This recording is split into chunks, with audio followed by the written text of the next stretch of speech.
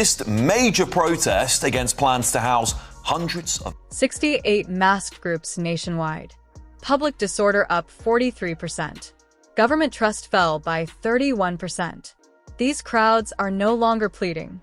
They are taking action.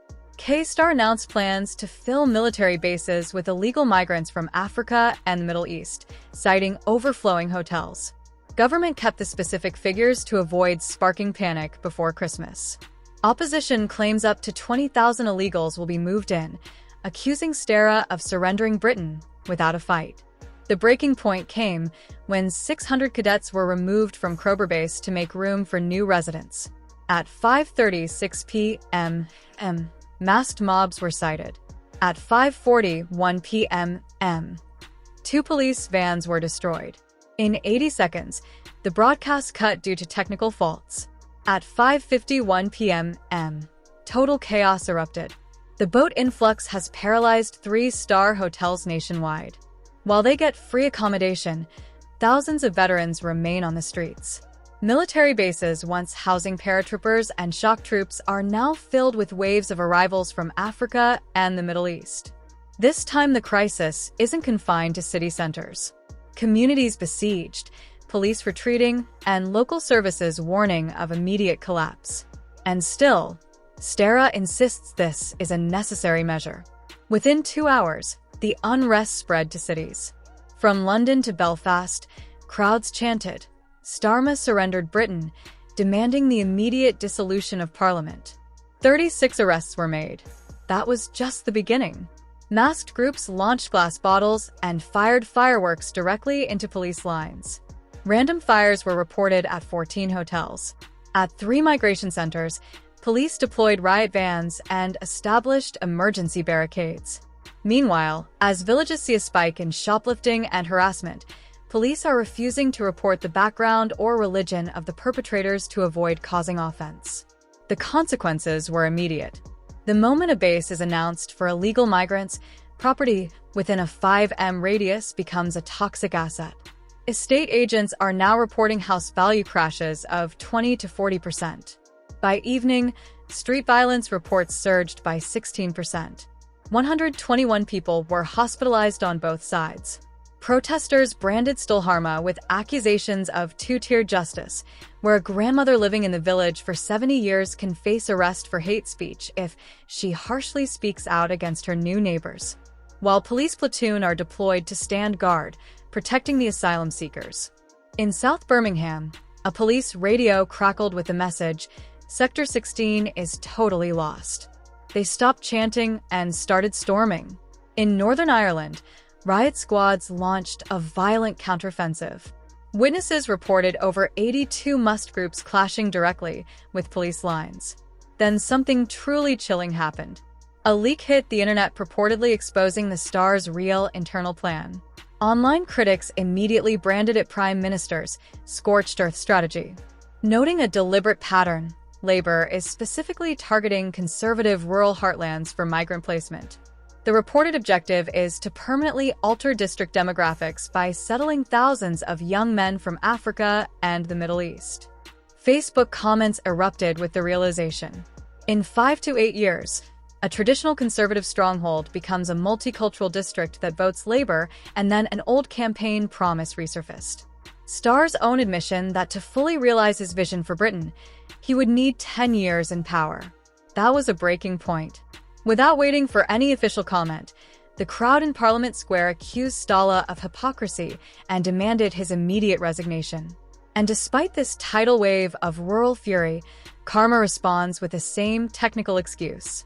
It is a necessary cost-saving measure. He called for an immediate end to the unrest, threatening severe consequences for all rears. Meanwhile, on the Kent coastline, black-clad groups were seen intercepting more than 120 illegals within 6 hours.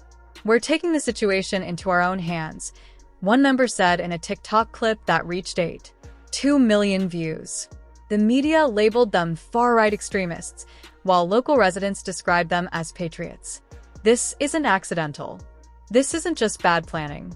This is what happens when a prime minister weaponizes the migration system to punish political opponents, prioritizing a 10-year plan to engineer a new electorate over the safety of existing communities.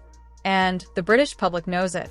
In regional polling, 76% believe their towns are being targeted intentionally for political revenge. 64% say the police have prioritized the protection of the facilities over the taxpayers. 59% blame Starma directly for the destruction of rural value. And more than 2 million residents in affected Shears report feeling like strangers in their own villages. Suddenly, Keir Starmer made an unexpected announcement. According to his statement, former military bases were being used to house incoming migrants under stricter accommodation rules. "We promised a tough approach to illegal arrivals. We are enforcing it," he said. Within 2 hours, public opinion split apart. Migrant rights advocates argued that such facilities were far too harsh, calling barracks an unacceptable form of housing. The critics counted that placing newcomers on military bases was, in their words, the political equivalent of surrendering Britain without a single shot fired. The Prime Minister tried to appeal to both sides and ended up satisfying neither. Rural medical practices describe unsafe saturation levels. A confidential briefing leaked from the ministry even uses the term infrastructure limits breached. That is official code for a total loss of operational control, and the villagers feel it. Medical practices describe unsafe saturation levels. A confidential briefing leaked from the ministry even uses the term infrastructure limits breached. That is official code for a total loss of operational control, and the villages feel it. In quiet parishes like Wethersfield, Scampton, and Crowbar, locals report watching their heritage dismantled faster than the press can report it. Historic barracks once occupied by British elite troops are now accommodation blocks for unvetted males who came by the small boats. Cadet training grounds have been requisitioned as processing centers for the overflow from city hotels. Concurrently, the financial damage accelerates. Retrofitting costs for these sites have spiraled to match the hotel bills they were meant to replace, despite promises of savings.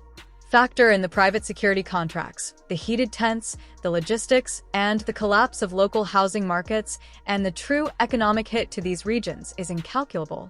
For rural economies already on the brink, this isn't just pressure. It is financial ruin. The official target of 5,000 migrants is now widely suspected by Nigel Farage and analysts to be a cover for a real influx of 20,000 until the summer. Even moderate observers are asking, why are we prioritizing foreign nationals over our own veterans sleeping rough? Ask the evicted cadets.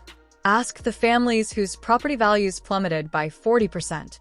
Ask the insurers hiking premiums because of the high-risk new neighbors. The reality is undeniable. These villages were never built to house thousands of aliens with no connection to the area. When the local outrage exploded, every village constable looked to headquarters for permission to defend the residents. That permission was denied.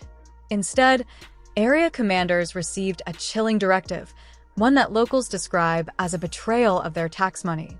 Prioritize the facility, shield the asylum seekers. Hate speech, that is the weaponized term now used to silence a 70-year-old grandmother who has lived there for decades.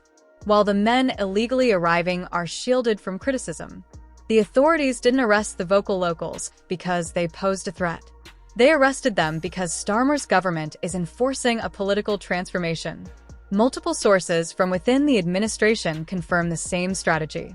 Every enforcement action is now calculated to suppress opposition to the demographic shift. It makes no difference if house prices crash by 40%, if insurance premiums skyrocket, or if women feel unsafe walking past the new fences. Westminster's priority is not rural safety. It is the 10-year consolidation of power.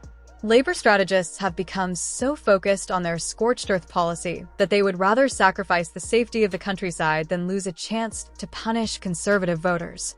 The UK is now the only nation where police units are deployed not to catch border breakers, but to protect them from the very citizens who pay their wages. The cabinet had access to alarming data from Wethersfield, warning of rising shoplifting, harassment of young girls, and the total erosion of community trust. Every single briefing note highlighted the risks of placing thousands of young men in isolated villages.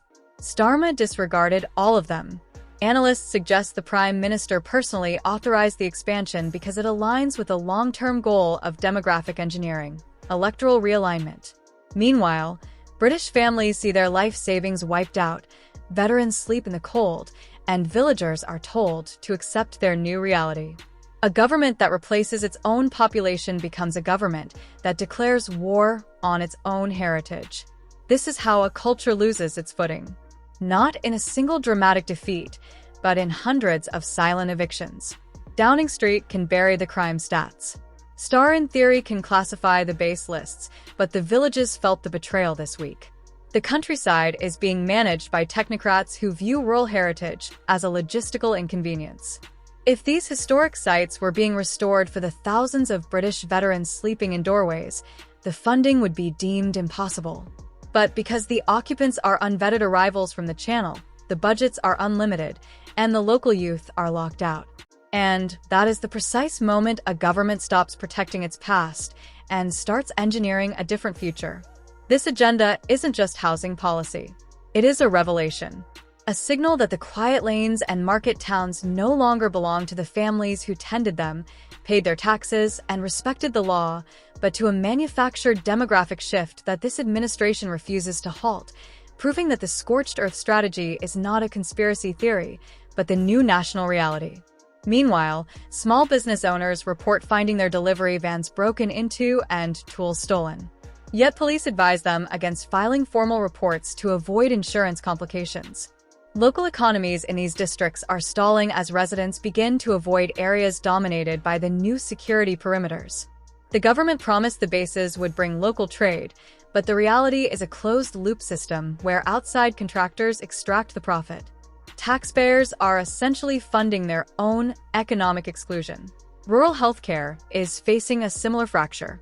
While villages wait weeks for GP appointments, the base residents are provided with dedicated on-site medical teams paid for by the state. It is a parallel welfare system operating behind barbed wire, prioritizing new arrivals over tax-paying locals. Policing resources have been quietly diverted from town centers to perimeter patrols to manage the static population. Officers privately admit their primary directive has shifted from community safety to asset protection. This leaves outlying farms and business owners exposed to conventional crime with significantly slower response times. The political geography of these sites is equally telling to analysts. Every major location selected sits within a constituency that traditionally votes against labor.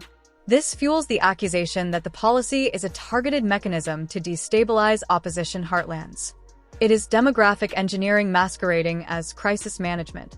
The temporary nature of these camps is another point of intense contention. Planning loopholes have been utilized to bypass local objections, setting a legal precedent that removes the community's right to refuse. Once the infrastructure for thousands is built, experts warn it will become a permanent fixture of the landscape. The visual symbolism is impossible to ignore. Barracks that once housed the nation's defenders are now closed to homeless British veterans. The military covenant has been effectively voided by administrative decree. Trust in central government has evaporated in these regions. People feel that the social contract, the idea that you pay taxes to be protected, has been broken. Star's silence on the full list of future sites suggests a strategy of incremental expansion to avoid a unified national backlash. But the pattern is clear to anyone watching. This is a transfer of resources, safety, and priority away from the settled population. The countryside is no longer just a place to live. It has become the staging ground for a radical political experiment. The silence from the national broadcasters is perhaps the most telling aspect of this crisis. While local forums burn with anger, the evening news presents a sanitized version of events, filming carefully away from the new security perimeters. The psychological toll on these communities is becoming a quiet epidemic. Residents who have lived in open high-rust villages for generations are now installing CCTV cameras and aggressive security lighting. The era of leaving the back door unlocked is over, ended not by local crime waves, but by government policy.